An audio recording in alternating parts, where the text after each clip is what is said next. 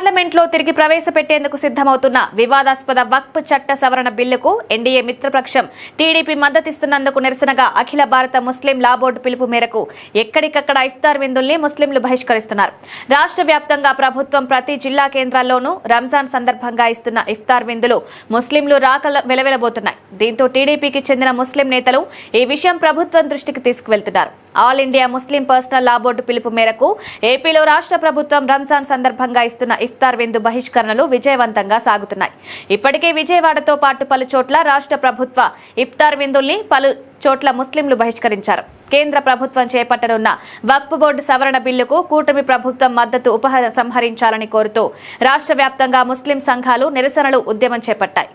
శుక్రవారం మసీదులకు నల్ల రిబ్బన్లతో హాజరై నిరసన తెలపాలని all India Muslim personal board పిలుపు సఫలీకృతమైంది. ఈ సందర్భంలో ఏలూరులో ఏర్పాటు చేసిన ఇఫ్తార్ విందుకు ముస్లింలు గైర్హాజరయ్యారు. ఏలూరులో జరిగిన గిరిజన భవన్లో జిల్లా మైనారిటీ సంక్షేమ శాఖ ఏర్పాటు చేసిన ఇఫ్తార్ విందుకు ముస్లింలు గైర్హాజరయ్యారు. జిల్లా వక్ఫ్ బోర్డు మాజీ వైస్ చైర్మన్ టీడీపీ నాయకులు అక్బర్ ఈ సందర్భంగా మాట్లాడుతూ వక్ఫ్ బోర్డులో కేంద్ర ప్రభుత్వం నిరంకుశంగా జోక్యాన్ని ముస్లింలు సహించారని, అందుకే ప్రభుత్వం ఇచ్చిన ఇఫ్తార్ విందును బహిష్కరించినట్లు కలెక్టర్ వెట్రి సెల్వికి తెలిపారు. ముస్లింలకు జరుగుతున్న అన్యాయాన్ని కలెక్టర్ దృష్టికి తీసుకురావడానికి తాము 10 మందిమి వచ్చామన్నారు. ఎక్కడ జరిగిన పరిమాణాన్ని చూసి సీఎం దృష్టికి తీసుకువెళ్లాలని టీడీపీ నేతలు కలెక్టర్ని కోరారు. ఇదే పరిస్థితి దేశ రాష్ట్ర వ్యాప్తంగా నెలకొందన్నారు. ముస్లింల సంక్షేమానికి పుణ్యం కోసం ఇచ్చిన భూములపై ప్రభుత్వాల పెత్తనం సరైంది కాదని గుర్తు చేశారు.